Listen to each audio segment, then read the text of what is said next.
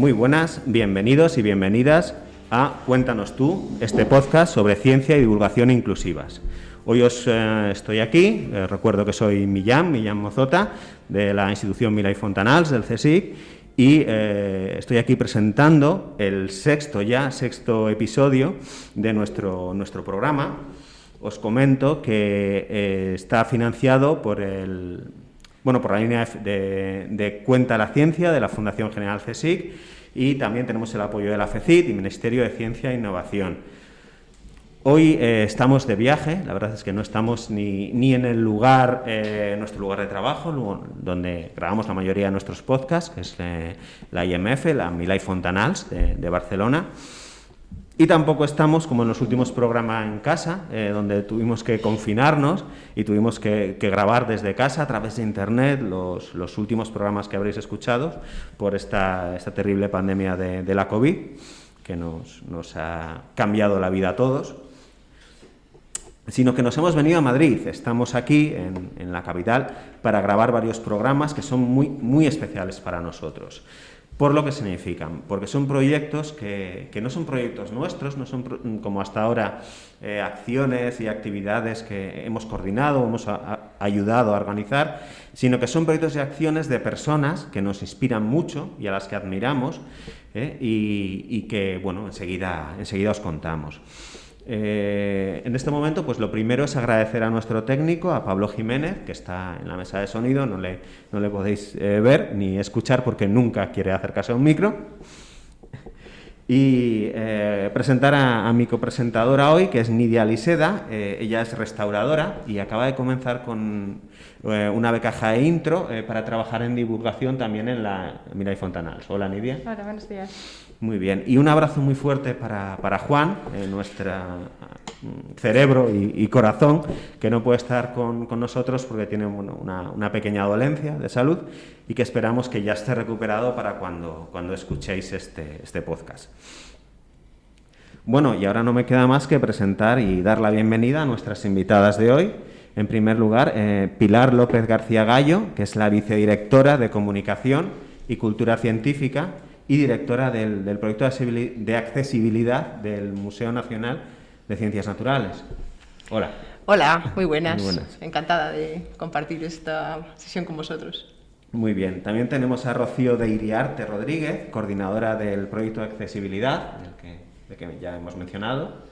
Hola, buenos días. Muchísimas gracias por darnos la oportunidad de contar este proyecto que tenemos entre manos y que nos apasiona. Genial, la verdad es que tenemos muchas ganas de saber más. Marta Fernández Lara, coordinadora del proyecto de accesibilidad también y educadora de actividades accesibles. Hola, buenas tardes. Bienvenidos al museo. Hola. Y Azucena López Márquez, que es responsable de la comunicación del proyecto. Hola, buenos días y muchas gracias por venir. Bueno, como diría mi compañero Juan, buenos días, buenas tardes y buenas noches, según a la hora en la que escuchéis este podcast. Y bueno, os introducimos brevemente el tema del programa de hoy, que son las acciones y proyectos relacionados con la accesibilidad en el museo donde trabajan nuestras invitadas, que es el Museo Nacional de Ciencias Naturales, aquí en Madrid. Y bueno, ya sin más dilación, vamos a empezar con Pilar, si te parece, con las preguntas para que nos contéis todo esto. Quizás lo primero, pienso yo, sería si podéis explicar un poco qué es el concepto de accesibilidad y cómo lo entendéis desde el museo y desde vuestra unidad de comunicación y cultura científica. Pues mira, para nosotros este concepto de accesibilidad lo entendemos de una manera intuitiva y sensible. Es decir, que yo creo que es la primera forma en la que tú puedes afrontar, trabajar la accesibilidad. Es tener desde hace muchos años esa sensibilidad desde un museo nacional que está abierto a todos los públicos, pues buscar estrategias y posibilidades y maneras para que sea así, para que puedas llegar a todos los públicos. Lógicamente lo entendemos desde el concepto de accesibilidad universal y también desde el diseño para todos, ¿no? que ese es el objetivo final, aunque no es sencillo esto, claro. Sí que intentamos que nuestra estrategia vaya desde nuestra web hasta que llegas a la taquilla del museo y después en las exposiciones, en las actividades y en el personal. Y sobre todo creo que el esfuerzo mayor es que no se nos olvide, o sea, que realmente se impregne toda la acción y que cada vez que pongas en marcha algo nuevo ya lo hagas desde ese punto de vista, porque es verdad que estos últimos años lo que estamos haciendo es mejorar todo lo que ya teníamos. Y aunque hemos tenido esta sensibilidad desde hace muchos años, yo ahora en septiembre hará 31 años que estoy en esta casa, cuando desde los inicios no se sabía muy bien por dónde iban estas cosas, pero ya hubo esa sensibilidad, ¿no? Yo mi formación, yo soy educadora también de corazón y pedagoga, y bueno, divulgadora científica porque, bueno, pues ese ha sido mi papel en esta casa. Y siempre ha habido esa sensibilidad por acercarnos a todos los públicos, por lo menos con ese punto de vista. O sea, muchas veces no tienes muy claro cómo trabajar, pero sí que está claro que quieres hacerlo. Y lo que hicimos es empezar a escuchar a las personas que nos acompañaban con estos colectivos. Y ellos nos iban guiando. Yo creo que simplemente, y a todo el mundo que quiera trabajar en esto, lo que tiene que tener es la intención clara. Y después, cada uno es el experto de su colectivo, y son muchos. Entonces no puedes ser experto en todo. Y lo que sí que tienes que tener es la sensibilidad suficiente como para dejarte asesorar por cada uno de ellos. Y así inicialmente pusimos en marcha este programa en el museo. ¿Cómo empezamos? Pues cuando venía un grupo con personas, por ejemplo, con síndrome de Down, pues ofreciéndole la posibilidad de participar en talleres, en actividades, y que fuesen ellos los que te orientaran, si alguna actividad les parecía más adecuada u otra. Y lo que empezamos fue adaptando un primer taller de carnaval de animales, recuerdo, en el que le llamamos ¿Cuántos animales? Y lo que quisimos fue que ellos empezasen a decirnos cómo utilizar los recursos para que fuese sacarle mayor partido. Entonces decían, pues sí, pueden hacer esto, claro, ellos lo pintan y pueden construir una máscara y pueden hacer, incluso algunos colectivos nos decían que podían hacer actividades relacionadas con el teatro, porque eran más abiertos y se podían disfrazar. Y así adaptamos un taller que en esa ocasión, que era, a ver si recuerdo yo, el de comida, que era una actividad en la que te caracterizabas de hombre prehistórico con pelucas y pieles, y teníamos a personas de 30 años físicos y bueno, pues mentales posiblemente diferentes, pero dentro de su evolución muy acostumbrados a trabajar en teatro, y que pasaron una jornada estupenda caracterizándose como hombres prehistóricos y haciendo lascas y haciendo, bueno, pues a partir de una patata. Fue muy divertido. La verdad es que me parece maravilloso y hay muchas cosas de las que has contado que tienen un gran paralelismo con nuestra experiencia, ¿no? Primero lo que has dicho de pensar y quizás pensar en quién no estás pensando, por quién no te estás preocupando. Eso es muy importante, o sea, tener la voluntad, la intención y luego el escuchar, ¿no? O sea, como no sabes de todo, pues el colaborar. Y la verdad es que me parece genial. Y esta última actividad que estabas describiendo también me ha recordado mucho, porque nosotros una de las actividades que hicimos este último año ha sido una pequeña película, un corto de humor, de divulgación de la prehistoria, que lo han hecho personas con discapacidad intelectual. Y han sido los protagonistas de la película, entonces se han diseñado una serie de sketches y todo eso, entonces la verdad es que es alucinante ver desde distintos puntos de vista, de distintos lugares e instituciones, cómo vamos buscando lo mismo, ¿no? Y creo que deberíamos intentar conocernos lo más posible y colaborar lo más posible, porque muchas veces tenemos que reinventar desde cero cosas que ya están hechas, que ya habéis hecho vosotras antes, ¿no? Sí, esta sesión gustó mucho para ese grupo, pero sin embargo no la pudimos sistematizar porque otros colectivos decían que les daba vergüenza, que no estaban...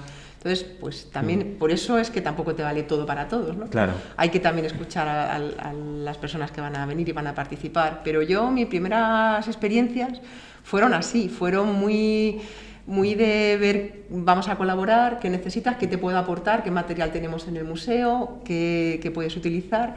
Incluso yo mi primera visita con un colectivo ciego, a mí me costó, porque incluso yo tenía el prejuicio de decir, en un momento voy a decirles, ahora vamos a ver Y entonces, de repente, uno de ellos se dirigió a mí, me tocó el brazo y me dijo, señorita, ¿ahora qué vamos a ver? Y entonces me relajé muchísimo, porque dije, bueno, es que es una manera de hablar. Entonces, es verdad que tienes que describirlo todo, que tienes que... Bueno, hay una técnica, ¿no? En todo esto se ha avanzado mucho. Y bueno, además el equipo que trabaja conmigo en el museo, pues tanto Rocío como Marta como Azucena, pues han hecho posible que esto se haya materializado. Ha sido estupendo poderlo sacar adelante con personas con mucha voluntad, con mucho interés y que se han formado muchísimo y han ido mucho a estos lugares para colaborar estrechamente con colectivos que ellas irán comentando, pues desde la ONCE, la Fundación Capacis, yo que sé, un montón de lugares, que es donde están los expertos y donde la colaboración surge, ¿no? Así que os diré que desde que empezamos hemos hecho siempre visitas con diferentes colectivos, pero que el reto fue hace unos años, cuando empezamos, hace 3 ya, fue por lo menos, ya sí, llevamos 3. Cuando empezamos a trabajar de una manera más sistemática, porque eso sí que es algo que yo especialmente era como un sueño, es decir, no vale que tengamos actividades que hayamos hecho hace muchos años, en el año 90 hice la visita guiada con la exposición de dinosaurios, con colectivos ciegos, o sea que hemos sido muy pioneros, pero luego es verdad que tienes que mantenerlo. Tienes que, aunque tengas un carácter de inclusión, que tú lo incluyas en tus documentos, pero es verdad que tienes que trabajar mucho con los colectivos y a veces tú ir a llamar a su puerta, no esperar a que te llamen a ti, ¿no? Es verdad. Y eso últimamente, con proyectos, con dotaciones, con personas y con todo el interés que hemos puesto, yo creo que ahora mismo es lo que está funcionando mejor. Es de lo que yo realmente pues estoy muy, muy orgullosa del museo. Sí, es verdad, es muy interesante y también queríamos preguntaros, porque nos parece muy importante, nos parece clave la accesibilidad del propio espacio, del edificio. Si nos podéis contar un poco los espacios que tenéis, cómo habéis trabajado en esto y qué habéis conseguido, los distintos edificios y salas, sí. Pues, a ver, lo que hemos intentado es que cuando hablamos de diseño para todos, de accesibilidad universal, en un edificio histórico que tiene más de 100 años, pues es un reto. Porque claro, desde el ascensor que tiene unas medidas que no son las adecuadas, pero que es un obrón cambiarlo, el hacer una rampa, tenemos además un museo, que bueno, eso es una reclamación, no está tan bien, ¿no? Deberíamos tener más espacio. Compartimos el edificio con la Escuela de Ingenieros, con la Escuela Industrial, de Ingenieros Industriales, y claro, nosotros, pues es verdad que nos gustaría contar con todo el edificio, igual a ellos también, pero oye, pues como soy yo la que me dirijo hoy al cole, pues es verdad que creo que un museo de estas características debería tener más espacio para poder trabajar mejor con todos los colectivos y especialmente hacerlo más accesible. Hace, pues nada, a principios de... pues en la primavera pasada pudimos reabrir la sala de geología. Tenemos 2 accesos diferentes, 2 alas. En medio está la Escuela de Ingenieros y en el ala norte es donde está la zona de biodiversidad y el ala sur es donde está la zona de paleontología, de geología, donde están los dinosaurios. Y claro, eso es una dificultad añadida en un edificio histórico al que hay que acceder, hay que entrar y salir y entrar y salir. Y en esa zona, por ejemplo, teníamos una plataforma elevadora que daba muchos problemas y se ha conseguido, con un estudio con patrimonio y demás, el hacer una rampa con una pendiente suficiente para que se pueda acceder pues, con sillas de ruedas, con carritos de niños. Si al final todas estas cosas son buenísimas para todo el mundo, sí. Las personas mayores se manejan mejor. Se ha conseguido eso y además que haya un baño también adaptado, que esto es algo muy importante. A veces, porque dice, bueno, sí, el museo está adaptado, hay un baño en una de las zonas. Quiere decir que si tienes necesidad de utilizarlo de la zona de geología, tiene que salir a la calle y atravesar todo el museo, entrar. Claro, si te pones en su lugar, dices, pues yo no sé si ya me aguantaría. Ya llega un momento que es complicado y eso se ha conseguido hacer. Este año, pues hombre, estamos también orgullosos porque tuvimos un cierre de unos meses para que se pudiera hacer esa rampa y ese baño, que ya permite, además en esa sala hay un ascensor que bueno, pues que también a veces da problemas, es que esa es otra, pero bueno, estamos siempre intentando que todo vaya mejorando para que la movilidad física sea. Luego hay otros dispositivos que también te irán contando, ¿no? Como los bucles magnéticos y demás, que ya te dirán mis compañeras con detalle. En esta otra zona de aquí tenemos una rampa, pero es en la parte trasera. Sí que tenemos que, también está en proyecto y está aprobado el que se haga una rotonda y una rampa para acceder por la parte de adelante. Y bueno, pues por lo menos el acceso inicial físico, estamos en ello. Tenemos diferentes aulas y lugares donde también trabajamos con todos los colectivos, también son accesibles. Y tenemos un reto, y es que, por ejemplo, para reunirnos en los despachos, por ejemplo, en mi despacho, el despacho de dirección, en cualquier despacho, hay escaleras y no se puede entrar. Entonces, eso habrá que también irlo solventando, ¿no? Pero bueno, en principio, si tenemos alguna reunión, lo hemos hecho en las zonas de talleres.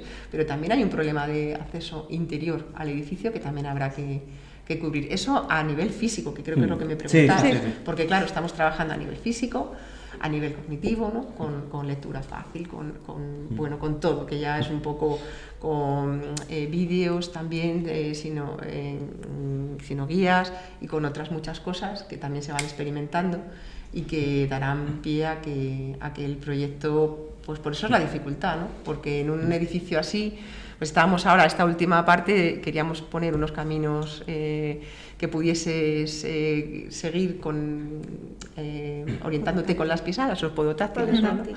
Y nos es complicado, porque en este edificio la gente de exposiciones con las que trabajamos muy estrechamente y que están también muy concienciados, pues nos decían que a lo mejor no era la mejor manera. Entonces ahí hay dificultades, pero bueno, yo creo que en estos últimos años se ha avanzado mucho y todavía nos queda algún proyecto que ya está aprobado, o sea que muy bien, creo. Pilar, una pregunta para ti específicamente, a ver, así rápida que me ha venido a la cabeza. Si tú, a la Pilar de hace 30 años, tuvieras que dar un consejo, un único consejo, sobre esto es súper importante para lo que quieres hacer, ¿qué le dirías?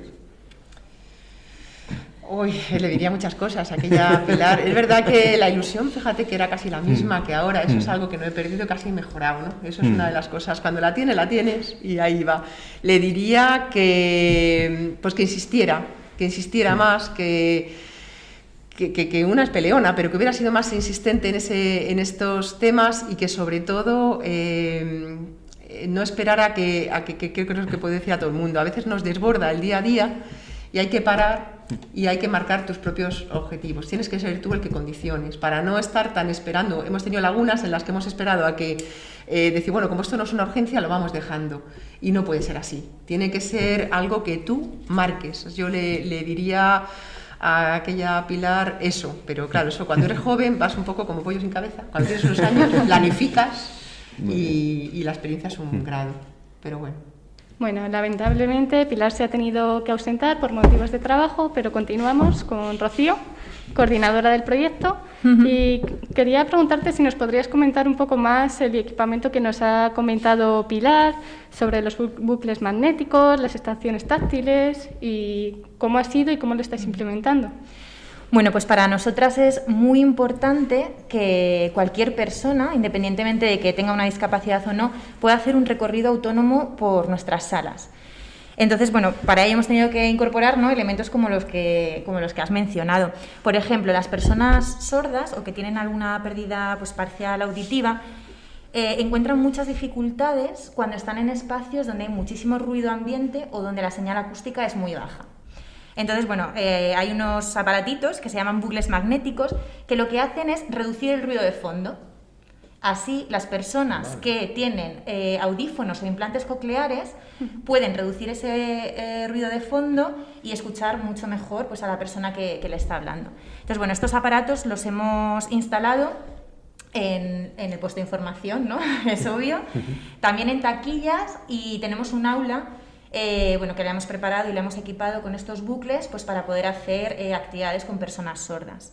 Y en un futuro pues, nos gustaría también incluirlo en otras salas, pues, como el salón de actos, ¿no?, que nos parece fundamental. Otro elemento también, ¿no?, que es imprescindible para que las personas sordas pues, puedan recorrer nuestras salas de forma autónoma son las signoguías. ¿Qué son las signoguías, no? Pues son 8 vídeos que están signados, locutados y subtitulados, y que tratan sobre las piezas más emblemáticas de la exposición de minerales fósiles de evolución humana.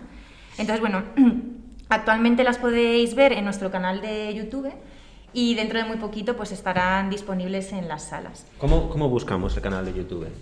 Pues Museo Nacional de Ciencias Naturales. Vale. Nuestra experta en comunicación. Vale, gracias.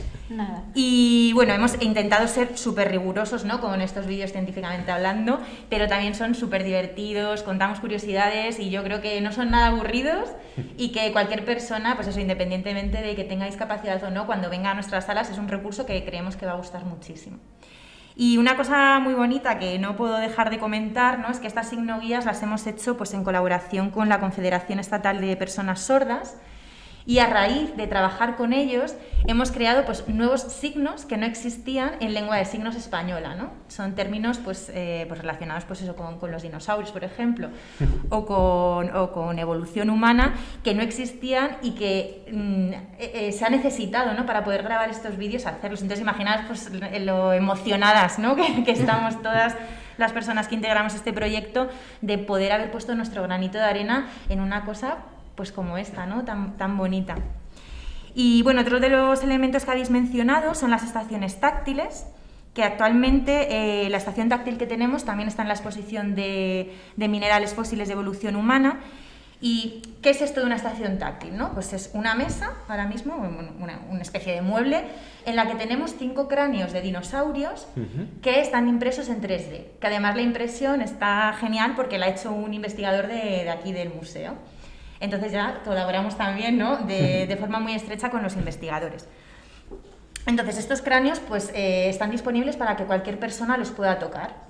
Llevan asociados unas cartelas que están en braille y unas audioguías que lo que hacen es describir para que la persona ciega que está tocando pues, pueda orientarse un poco, ¿no?, en la pieza. Y bueno, pues próximamente vamos a incorporar 2 nuevas estaciones táctiles en la parte de biodiversidad, y además, como trabajamos muy estrechamente, como os había comentado Pilar, con la Vicedirección de Exposiciones, ahora ya cada vez que se diseña una exposición se piensa en todo esto para que cualquier exposición temporal pues tenga o una pequeña estación táctil o algún detallito. Y bueno, también creo que por último ya comentaros, ¿no?, que para personas ciegas también para personas ciegas, como planteamos todo esto desde el diseño universal, ¿no? Sí. Pensad que al final todos estos elementos que os estoy comentando sirven para cualquier persona. Pero bueno, tenemos en el puesto de información un plano táctil para facilitar la orientación de cualquier persona, ¿no?, en el museo, ya que tiene relieve y además pues tiene una leyenda en braille. Y nada, para personas con discapacidad intelectual lo que estamos incorporando es cartelería en lectura fácil, que para ellos es fundamental, ¿no? O sea, ya sabemos que muchos museos, y no solamente los de ciencias, tienen cartelas interminables con muchísimos términos súper técnicos, y la cartelería en lectura fácil está hecha por colectivos con discapacidad intelectual, o sea, que están validadas por ellos, y que la experiencia que estamos teniendo es que no solamente lo utilizan este tipo de colectivos, sino que es que niños, personas mayores que no leen bien la letra pequeña, personas migrantes, ¿no?, que no conocen bien el idioma, o sea, muchísima gente utiliza al final pues, estos elementos. Sí, de hecho, bueno, creo que esa idea de accesibilidad universal es la que está detrás de esa cartelería, y me parece una idea genial, ¿verdad? Porque bueno, mucha forma tradicional de abordar la cartelería en los museos es notablemente mejorable, ¿no? Sí, es una asignatura que tenemos pendiente, bueno, y que yo creo que desde todos los museos se está intentando trabajar, ¿no? Hacer cartelas pues más amenas, más... Un poco al final es escuchar las necesidades de la gente que nos visita, y sí, es una de las cosas que hay que ir cambiando poco a poco. Muy bien, pues Marta, Hola. Que también es coordinadora de proyecto de accesibilidad y educadora de actividades accesibles. Actividades accesibles. Aparte de todo lo que venimos hablando, también hay otra cuestión que ya ha salido un poquito, que son actividades pensadas para grupos con necesidades específicas, ¿no? Actividades para precisamente esos grupos que ya están diseñadas con sus necesidades en mente. Y bueno, si nos puedes explicar un poco este tema. Sí, nosotros, bueno, en los proyectos que hemos desarrollado estos años nos dirigimos, aunque intentamos que lo que hacemos sirva para todo el mundo, nos dirigimos a distintos colectivos muy concretos. Entonces, por ejemplo, tenemos actividades para personas que tienen discapacidad intelectual, que tienen algún problema de comprensión o enfermedades mentales que a lo mejor pues eso dificulta la comprensión de los conceptos. También hemos adaptado actividades para personas con discapacidad visual, porque ahí ya necesitas más elementos táctiles o necesitas a lo mejor braille o lo que sea. Y discapacidad auditiva, incorporando intérpretes en lengua de signos. Y luego también hemos hecho actividades con personas con enfermedades neurodegenerativas, como el Alzheimer, por ejemplo, y también hemos organizado algunos eventos, actividades, talleres con personas refugiadas. Entonces, la idea es coger las actividades que ya tiene el museo, que es un programa súper extenso, e intentar escoger las más adecuadas o las que sean más sencillas de adaptar por el momento, porque nuestra idea es ir ampliando cada vez más el programa, e incorporar aquellos elementos o cambiar aquellas cosas que no hacen que esas actividades las pueda disfrutar todo el mundo. Entonces, por ejemplo, la que hablaba Pilar, hemos recogido un poco las actividades con las que ella empezó, por ejemplo, la de Carnaval de Animales, que hablan un poco de los animales vertebrados, los invertebrados. Entonces, en esa utilizamos, por ejemplo, una clave de clasificación como la que utilizan los científicos para clasificar animales, y la hemos simplificado un poco, hemos puesto pictogramas. Entonces, pues eso, es coger un poco las actividades que ya teníamos o que ya tenemos e intentar poco a poco ir mejorando aquellas cosas que pueden hacer que sea más difícil de afrontar por otros grupos. Entonces, bueno, estas actividades son gratuitas, como ha dicho también Pilar, y han venido grupos de todo, colegios, centros de integración, centros de día. Nosotros este año también nos hemos desplazado a los centros, hemos ido a centros de discapacidad intelectual y de Alzheimer. Y nada, y eso, poco a poco queremos ir... Y a la hora de, en algún caso concreto, por ejemplo, si nos puedes explicar cómo os planteáis para encontrar qué necesidades específicas y cómo las abordáis, es decir, por ejemplo, ¿trabajáis con el colectivo Sí. o con sus Sí. integrantes, responsables, monitores, previamente? ¿Cuáles suelen ser las claves, las cosas que más dificultades entrañan y demás? Pues eso, se me había pasado comentarlo, pero eso es verdad que eso es súper importante, que siempre en todas las actividades hacemos una evaluación, que bueno, el año pasado sí que la pasamos a algunas, no solo a los acompañantes, sino también a algunas personas con discapacidad intelectual que hicieron las actividades. Entonces se les pasa una evaluación o se hacen entrevistas simplemente con ellos. ¿Qué os ha parecido? ¿Os ha parecido más difícil, menos difícil? Siempre antes de que vengan los grupos pues se pregunta por el nivel, a lo mejor cognitivo, el nivel de comprensión o si necesitan alguna cosa adicional. Entonces vamos trabajando con ellos y de hecho el año pasado, por ejemplo, vinieron a hacer actividades muchos grupos de Autismo Madrid, o sea, bueno, lo organizaba Autismo Madrid, pero eran de distintas asociaciones. Y nos encontramos ahí más problema porque nosotros no habíamos tenido nunca un grupo de solo personas con autismo que, bueno, pues que fueron más difíciles. Entonces, a raíz de ahí, pues ha surgido un proyecto Cuenta la Ciencia para adaptar específicamente actividades para personas con TEA. Entonces, estamos trabajando con la asociación APNA y con ellos para poder crear también de cero y con lo que tenemos, pues una actividad que esté mucho más adaptada que la que ya teníamos, que sí que les gustó, pero sí que es verdad que entrañaba mucha más dificultad para esos grupos. Pues... Vale, y otra cosa que nos interesa mucho es la opinión que habéis recibido tanto de los participantes como de sus familiares o acompañantes. Si nos podéis contar un poco. ¿Tú o yo? Bueno, pues yo, si queréis. Yo creo que en general la opinión de todo el mundo que viene es muy positiva. Como os ha dicho Marta, es verdad, ¿no?, que con ciertos colectivos el taller que hemos hecho pues no ha sido a lo mejor el adecuado en un primer momento, pero como somos un equipo que estamos abiertos a nuevas colaboraciones y a nuevos retos, lo que siempre les decimos es que si necesitan cambiar algo o si creen que es conveniente cambiar algo, que nosotros podemos desplazarnos a su centro, ver cómo ellos trabajan y a partir de ahí, ¿no?, establecer pues como una colaboración muy estrecha con ellos y hacer talleres nuevos, como os estaba diciendo Marta. De hecho, hay colectivos que luego han participado y han hecho hasta parte de exposiciones, o sea que iniciamos como una colaboración muy estrecha con todos los colectivos. Y las opiniones pues suelen ser positivas, tanto de los talleres como yo creo que más lo que decía Pilar, ¿no?, de la ilusión que ponemos en este proyecto, porque de verdad que es un proyecto que le tenemos mucho cariño, que cuidamos mucho y que esperemos que siga durando muchos años más. Por supuesto que sí. Bueno, yo ahora quería plantear una cuestión para Azucena. La verdad es que nos parece que la parte de dar a conocer, de difundir todos estos proyectos, iniciativas de inclusión y de accesibilidad, que es muy importante, es algo muy esencial, porque puede multiplicar su utilidad. Nosotros como grupo que hace divulgación y que intenta hacer divulgación inclusiva, a veces nos cuesta mucho encontrar ejemplos, espejos en los que mirarnos, gente que ya ha ido por un camino que nosotros queremos encontrar. Entonces nos parece genial todos los esfuerzos de comunicación. Y te quería preguntar en ese sentido, ¿cuáles quizás los pasos y la estrategia, ¿no? para hacer la comunicación de un proyecto de estas características? Sí, bueno, a estas alturas ya habréis notado el cariño que desprende el proyecto.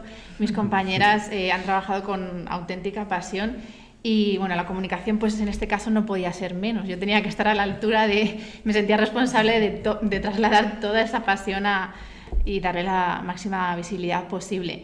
Lo primero que hicimos fue pedir 2 logos sobre el proyecto. Queríamos darle entidad dentro de la institución. Nosotros tenemos un logo institucional de MNCN, pero queríamos uno para accesibilidad.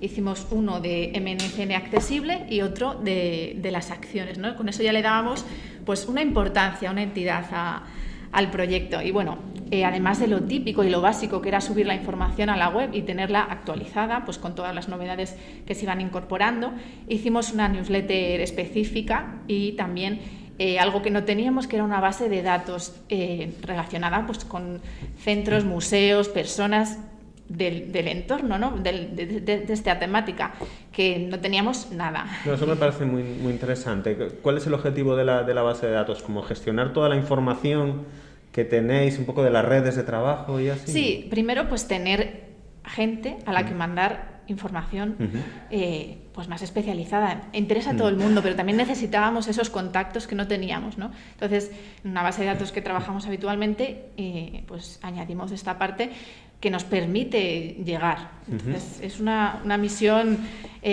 un poco, digamos, meter en la base de datos no nos gusta mucho, pero es una cosa muy importante, hay que decirlo. Bueno, también hicimos folletos físicos para repartir aquí en el museo al principio y bueno, eso también nos sirvió, ¿no? Podríamos decir que las redes sociales pues han sido nuestras grandes aliadas y hay una cosa que tengo que decir, que no tenemos presupuesto cero para publicitar las publicaciones. Que si tuviésemos sería más fácil llegar a más gente, pero bueno, nos hemos ido apañando y nuestra estrategia ha sido un poco seguir, estar presentes, ¿no? Publicar de forma frecuente información sobre el proyecto. Yo también gestiono las redes sociales del museo en general y bueno, hay que darle importancia a cada cosa y esto ha tenido su periodicidad y su frecuencia, ¿no? En este aspecto me gustaría decir que hemos tenido mucho apoyo tanto de instituciones como CENSE, la ONCE, CSIC, el Ministerio de Ciencia, y han apoyado nuestras publicaciones y también ellos nos han ayudado publicando contenido propio desde sus perfiles, ¿no? Eso también me gustaría agradecerlo porque todo ayuda, ¿no? Un evento importante para este proyecto fue la presentación que hicimos a medios e instituciones. Acudió prensa y también gente con la que hemos trabajado a lo largo de todos estos años y bueno, gracias a esta presentación tuvimos la oportunidad de salir en televisión, en radio, pues también en prensa y siempre hemos atendido todas las solicitudes que nos han llegado, como la vuestra, ¿no? Para contar el proyecto, gente que se ha interesado, pues nosotras encantadas de poder hablar de ello. Hemos escrito artículos para revistas especializadas y bueno, comentaros que hicimos uno muy interesante que todavía no está publicado, pero sale dentro de poco sale, sobre los orígenes de un repaso histórico desde primeras, ¿cómo diríamos? Las primeras experiencias. Sí, y nos sorprendimos porque estuvimos en el archivo del museo y desde muchísimos años atrás ya hubo contacto en este caso, con personas sordas. Entonces, bueno, eso también pues es importante. Y además este año Rocío también imparte una charla en un curso del CSIC, que siempre que hay oportunidad pues de nos lo piden. Siempre pues, que podemos, contamos el proyecto. No sé, simplemente un apunte respecto al tema de las publicaciones. Nosotros también estamos intentando trabajar ese aspecto y tal. A veces nos encontramos como que falta ahí un campo de ciencia, de estudios sobre la divulgación, ¿no? No sabemos muy bien dónde situarnos. No sé si tenéis esa experiencia. Poco, o realmente veis, sí, hay revistas, hemos encontrado el lugar donde publicar y demás. Bueno, nosotras apostamos por la revista de museología, que estamos suscritas a ellas, y nos parecía un buen sitio donde, donde empezar. Pero sí que es cierto que hay veces que te quedas un poco como, sí, tienes razón, ahí estamos, en la búsqueda. También hemos producido 2 vídeos propios, uno de presentación general que se mostraba las acciones generales del proyecto y uno de animación que está muy chulo y os invitamos a que lo veáis en el canal de YouTube, que muestra, es un día normal en el museo y con estos elementos accesibles, pues totalmente como un elemento más del día a día, ¿no? Y bueno, por último, mencionar algo que también nos ha dado muchísima visibilidad, que son los congresos. Hemos tenido la suerte de poder acudir a congresos nacionales e internacionales y presentar el proyecto tanto en formato póster como a lo mejor ponencias, ¿no?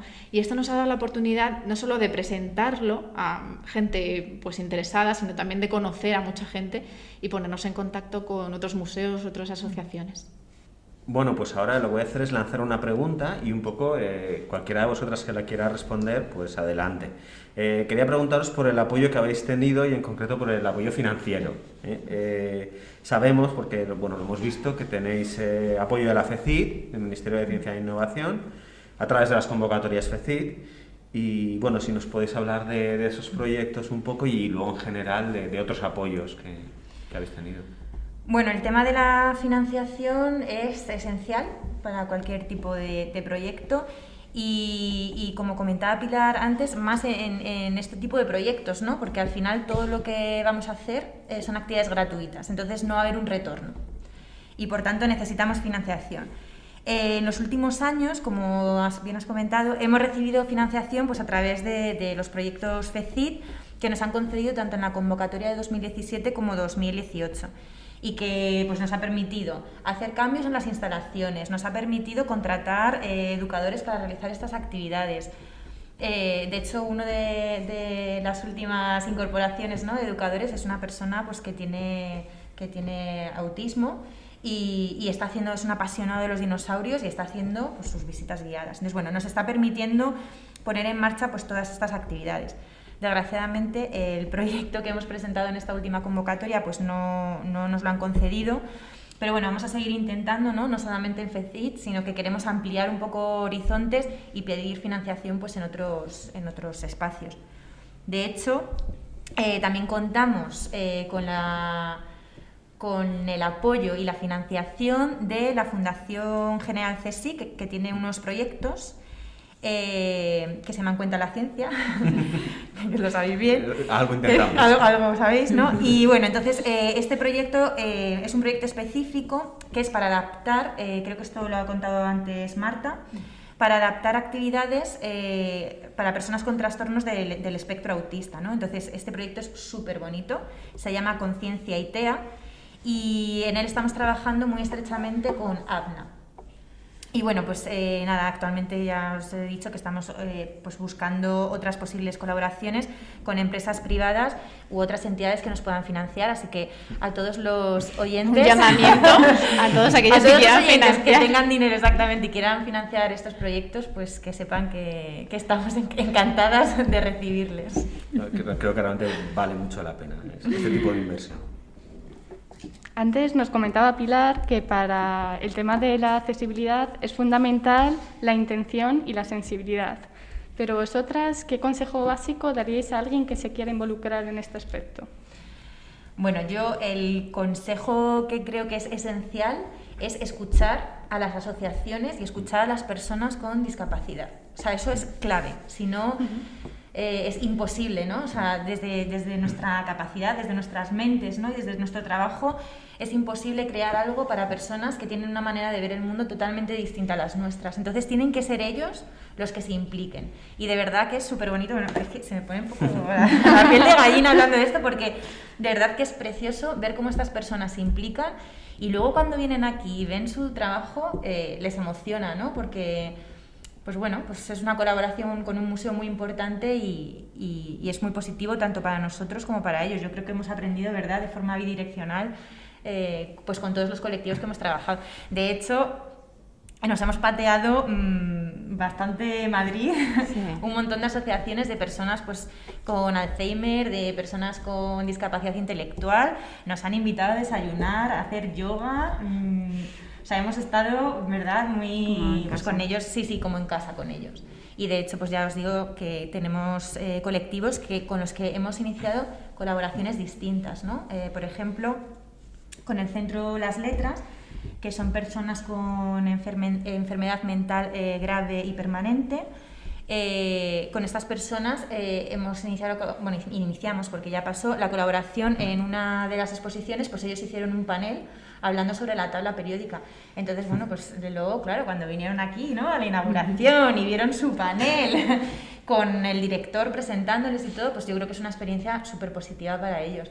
Y para nosotras también, que nos encantan, que nos inviten a desayunar y hacer actividades con ellos, porque de verdad que los centros son súper chulos y la gente nos ha acogido, vamos, de una manera... Estoy alucinando, porque o sea, es tan paralela la experiencia, claro. En lo enriquecedora que resulta para los investigadores, investigadoras y para la gente que hace divulgación, el salir de su sitio y involucrarte, ir a ver qué hacen, a preguntar, a informarte, ¿no? Y justo iba a mencionar dos cosas que es que ya las has ido diciendo, ¿no?, al hilo de la conversación, que una es el tema de empoderar. Totalmente. ¿Vale? Pues muchas veces partes de una situación inicial de colectivos de personas que piensan que la ciencia no es para ellos y para ellas. No, esto es para otros que lo pueden entender, pero eso no tiene ningún sentido. Pero porque tanto nosotros como ellos han sido educados así, o han vivido en el contexto les ha dicho que la ciencia no era para ellos y para ellas, y entonces piensan que no. Y no es verdad. De hecho, lo pueden entender perfectamente, pueden aportar, y es su derecho también, ¿no? Totalmente. De hecho, nosotros tenemos como un doble hándicap, por decirlo de alguna manera, y es que estos colectivos ven la ciencia como una cosa muy lejana, pero es que también ven los museos como instituciones súper lejanas, ¿no? Entonces, es muy bonito aunar todo y que sean ellos los que hagan las cosas con nosotros, ¿no? Porque se sienten parte de todo el proceso y luego lo disfrutan muchísimo más. Entonces, al final, de una forma u otra, es verdad que no con todos los colectivos o con todos los grupos con los que hemos trabajado con la misma intensidad, pero al final siempre, por lo menos el preguntarles, ¿no?, cómo se han sentido y cómo han visto la actividad, eso siempre lo hacemos, porque para nosotros es muy importante el feedback que cada uno de los grupos pues nos da. Vale, pues para ir un poco ya cerrando este programa, yo creo que está siendo muy, muy interesante, quería preguntaros por la situación actual, que es un tema por desgracia ineludible, y en relación a la pandemia de la COVID y cómo ha afectado a la accesibilidad y a las actividades. Entiendo que ha sido una gran afectación en principio, porque nos está afectando a todos los grupos, pero bueno, si queréis contarme un poco cómo han sido las cosas o cómo están siendo. Pues sí, nos ha afectado como a todos. Lo primero porque al cerrar, en la etapa de confinamiento, al cerrar el museo, pues todas las actividades se paralizaron, tanto las que estábamos haciendo en el museo como las que hacíamos fuera. Y luego, ahora mismo tenemos un proyecto FECIT en marcha, entonces eso se ha paralizado también totalmente. Entonces las estaciones táctiles nuevas, las guías asignadas al final las hemos ido sacando adelante, pero hay como muchas cosas que teníamos proyectadas para este año que se han ido retrasando. Y bueno, pues también nos hemos encontrado pues con algunas dificultades y algunos dilemas, sobre todo a la hora de la reapertura, porque una estación táctil al final es que si la cierras, una persona ciega no puede hacer nada. Claro. Entonces, lo primero que hicimos fue intentar contactar con el Museo Tecnológico, con la ONCE, para que nos orientaran un poco y estar pendientes de qué iban a hacer ellos y cómo se planteaban las cosas. Entonces, pues de momento pues estamos maximizando desinfección, poniendo geles, poniendo un poco pues todas las medidas de precaución posibles. Y luego también, pues, por ejemplo, pues, en los campamentos de verano, en las actividades, estamos viendo que también si viene a lo mejor algún grupo con discapacidad intelectual o un grupo que tenga más dificultad de comprensión o niños en sí mismos, pues hay que reforzar las normas, el uso de la mascarilla, sobre todo usarla correctamente, el gel, pues con pictogramas, que eso sí que lo hemos estado ya probando en el campamento y pues eso, estar un poco pendientes de esas cosas, que al final son recursos que no puedes perder. Vale, un poco ya me has contestado la siguiente pregunta que tenía, que era la de, al final, ¿cómo reinventáis, ¿no? O qué soluciones encontráis? Pues ya veo que vais haciendo y que vais avanzando en ese camino. Y no sé si hay alguna cosa más que quieras añadir de eso. Sí, ahora que me preguntas, que me comentas esto, sí que me he acordado que, bueno, durante el confinamiento, gracias también al trabajo de Azucena, hemos hecho muchas iniciativas online, tanto, o sea, para todo el mundo, para todo el público, entonces incluidos pues a lo mejor pues personas con discapacidad. Entonces hemos hecho juegos, hemos hecho recursos educativos para que pues incluso las sinoguías también pueden ser un recurso educativo, porque al final es contenido científico de calidad que además está adaptado para todas las personas. Entonces sí que queremos reforzar también, por ejemplo, en el proyecto este que tenemos con APNA, el de Cuenta la Ciencia, queremos hacer como un repositorio, una base de, bueno, no una base de datos, sino una sección en nuestra web con recursos educativos para personas con autismo. También por tener también recursos online y que se puedan beneficiar también las familias y los visitantes. Y ampliando este aspecto, nos interesa mucho vuestros proyectos futuros. ¿Tenéis planeados para este año, el año que viene, alguno concreto? Pues bueno, sí, independientemente de que tengamos o no financiación, nuestra idea es seguir con estos proyectos. Y sobre todo, lo que nos ha pasado, creo, a todas desde que empezamos con esto es que nos ha cambiado el chip. O sea, ya nuestra mente, cada vez que hace cualquier cosa, piensa que se haga desde el diseño universal y que cualquier persona pueda acceder a eso, ya sea una exposición o una actividad. Entonces yo creo que ese es el punto más importante, ¿no? Y además no solamente se ha dado en la Vicedirección de Comunicación y Cultura Científica, sino que también la gente de exposiciones está igual de implicada.